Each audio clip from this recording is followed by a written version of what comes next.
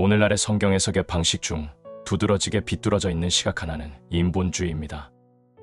성경은 하나님의 말씀이요, 우리 주 예수 그리스도에 대한 기록입니다.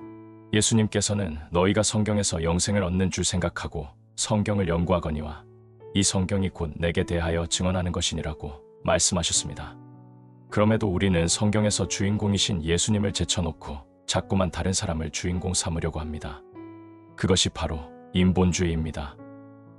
요즘 교회 안에서 설교의 주제나 제목을 보면 닮아야 할 위인들로 가득 차 있습니다. 하나님께서는 우리에게 예수 그리스도에 대해 알려주시기 위해 성경을 주셨습니다. 그런데 우리 주위에는 온통 사람들과 사람에 관한 이야기들로 가득 차 있습니다.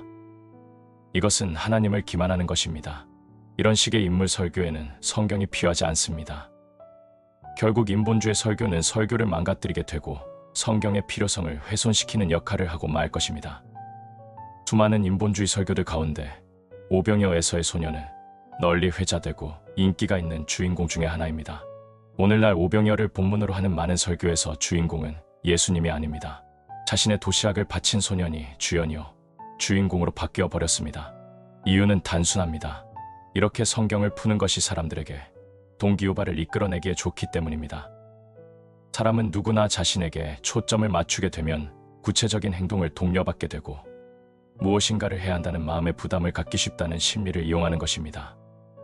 그렇다면 과연 성경은 이 소년에게 관심이 있을까요? 과연 이 본문이 소년이 자신의 것을 과감히 바친 것과 같은 헌신을 우리에게 가르치시기 위해 쓰여진 본문이겠습니까?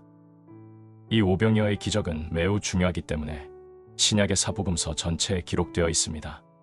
그런데 과연 이 본문의 내용들 가운데 오병이어를 바친 소년에 관한 정보가 어느 정도나 언급되고 있을까요? 만약 예수님께서 오병이어의 기적을 베푸신 이유가 너희들도 저 소년처럼 자신의 것을 기꺼이 헌신할 줄 알아야 한다를 가르치시기 위함이었다면 당연히 모든 복음서마다 이 소년에 관한 정보가 기록되었어야 할 것입니다. 그런데 마태복음에는 오병이어의 출처에 대해 이렇게 설명합니다. 제자들이 이르되 여기 우리에게 있는 것은 떡 5개와 물고기 2마리뿐이니이다. 오병이어를 드렸던 소년에 대해서는 일체 언급조차 없습니다. 마가복음에도 동일하게 누가 떡을 제공했는지, 어디에서 가져왔는지 전혀 언급하지 않습니다. 누가복음에서도 마태나 마가복음과 전혀 다르지 않습니다. 소년에 대한 언급은 일체 없습니다. 실제 소년이 나타나는 것은 요한복음밖에 없습니다. 그러나 요한복음에서조차 이 소년을 강조하지는 않습니다. 단지 떡과 물고기의 출처를 말하기 위해 딱 한 구절이 등장합니다. 여기 한 아이가 있어 보리떡 5개와 물고기 2마리를 가지고 있나이다. 이후에 예수님께서 오병이어의 기적을 베푸실 때나 베푸시고 난 이후에도 이 소년에 대한 칭찬이나 언급은 전혀 말씀하지 않으셨습니다. 예수님이나 제자들이나 또 복음서의 저자들조차도 이 소년이 어디에서 왔으며 기적 이후에 어떤 칭찬을 받았는지 혹은 어떤 보상을 해주었는지에 대한 한마디의 언급조차도 없습니다.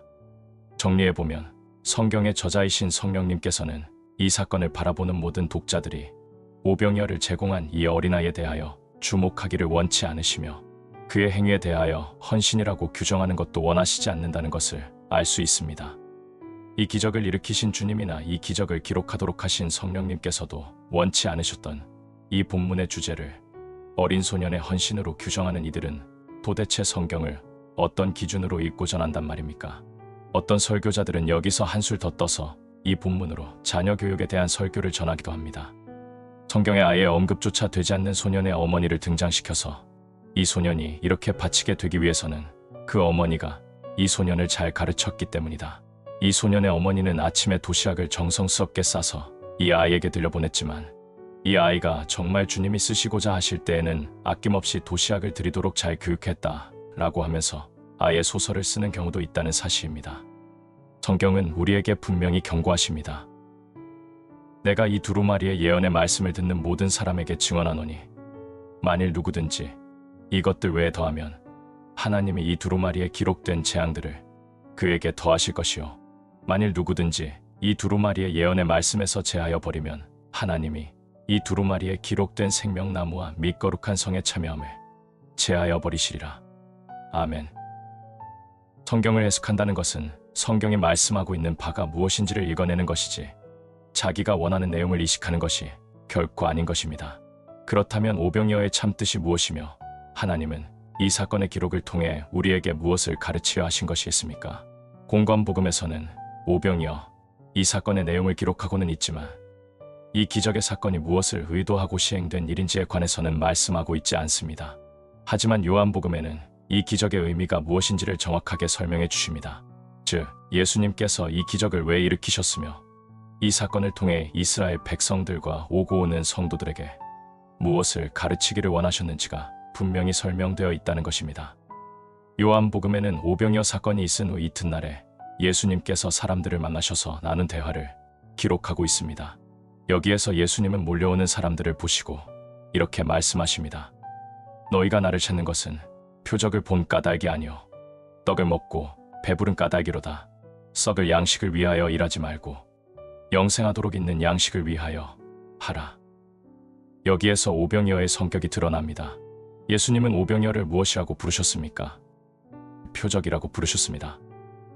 요한복음에는 7개의 표적이 나오는데 오병이어는 이 표적 중 하나입니다. 표적이 무엇입니까? 표적은 사인입니다. 즉, 무엇을 나타내기 위한 표식입니다. 다시 말해서 예수님은 오병이어의 기적이 예수님 자신이 어떤 분이신가를 보여주기 위한 목적으로 표지판 역할을 하는 기적이었다고 말씀하시는 것입니다. 그렇게 말씀하시면서 주님은 땅의 떡과 하늘의 떡을 비교하십니다. 몰려온 사람들은 예수님께 질문을 하기 시작합니다. 그런데 이 사람들은 예수님께 느닷없이 구약시대의 광야에서 일어났던 만나 사건을 이야기하기 시작합니다. 기록된 바 하늘에서 그들에게 떡을 주어 먹게 하였다 함과 같이 우리 조상들은 광야에서 만나를 먹었나이다. 왜 이 사람들은 예수님이 말씀하시지도 않았는데 갑자기 만나 이야기를 시작할까요? 이유는 간단합니다. 이스라엘 사람들이라면 누구나 전날에 예수님께서 행하셨던 오병이어 기적 사건을 그들의 조상들이 광야에서 경험했던 만나 사건의 재현으로 인식했을 것이기 때문입니다. 왜 그런 생각이 가능합니까? 그것은 그들이 광야에서 떡을 먹었기 때문입니다. 즉, 정상적인 이스라엘 사람이라면 누구나 지금의 상황에서 예수님이 말씀하시지 않더라도 오병이어 사건이 만나 사건의 재현이라는 것을 충분히 알 수 있었다는 것입니다. 이들이 오병이어를 만나로 인식하자 예수님은 그 만나를 가지고 자신에게 연결시키시기 시작합니다. 예수께서 이르시되 내가 진실로 진실로 너희에게 이르노니 모세가 너희에게 하늘로부터 떡을 준 것이 아니라 내 아버지께서 너희에게 하늘로부터 참떡을 주시니라. 그러면 이 참떡은 무엇입니까? 주님은 계속해서 말씀하십니다. 나는 생명의 떡이니 내게 오는 자는 결코 줄이지 아니할 터이요 나를 믿는 자는 영원히 목마르지 아니하리라. 이 말씀이 바로 오병이어 기적의 목적을 알려주는 말씀인 것입니다. 예수님은 왜 오병이어의 기적을 행하셨습니까? 예수님은 자신이 참 만나 곧 생명의 떡이심을 이스라엘에게 가르치고자 하신 것입니다. 광야의 이스라엘은 하늘의 떡의 모형인 만나를 먹었습니다. 그러나 이들은 참 생명의 떡의 원형인 그리스도를 먹는 것입니다. 예수님이 그들에게 떡이 없는 상황에서 기적을 통하여 풍족하게 먹을 수 있도록 하신 것은 구약의 이스라엘이 광야에서 만나를 먹음으로써 사람은 떡으로 사는 것이 아니라 하나님께서 먹이시는 것으로 사는 것이구나 라는 사실을 깨닫게 하신 것과 같이 오늘의 우리도 물질적 떡이 아니라 우리의 생명 되신 예수 그리스도를 통해 사는 것이구나 라는 것을 깨닫게 하시려는 것이었습니다. 예수님께서는 자신이 생명의 떡이라고 말씀하신 이 오병이어의 사건을 마지막 십자가를 지시기 전에 제자들에게 그리고 모든 세대의 교회들에게 영원한 의식으로 남기셨습니다. 그들이 먹을 때 예수께서 떡을 가지사 축복하시고 떼어 제자들에게 주시며 이르시되 받아서 먹으라. 이것은 내 몸이니라. 우리는 그리스도를 통해 우리가 진실로 무엇을 통해 살게 되는지, 즉 이 땅의 양식을 통해 살아갈 수 있는지 아니면 하늘의 양식이신 예수 그리스도를 통해 살아갈 수 있는지를 깨닫게 됩니다. 오병이어는 이렇게 풍요로운 예수 그리스도에 대한 내용을 담고 있습니다. 이것을 통해 그리스도가 누구시며 우리에게 어떤 일을 행하셨는가 하는 성경의 원래의 메시지는 제껴두고 오병이어를 바친 한 소년이라는 인물이나 그 소년이 자신의 것을 희생하며 드렸다는 헌신에 집중하는 식의 성경 해석은 참으로 개탄스러운 모습이 아닐 수 없습니다. 우리는 내가 말하고 싶은 것이나 또는 듣고 싶은 것이 아니라 언제나 성경 자체가 말씀하고자 하시는 내용에 집중해야 할 것입니다.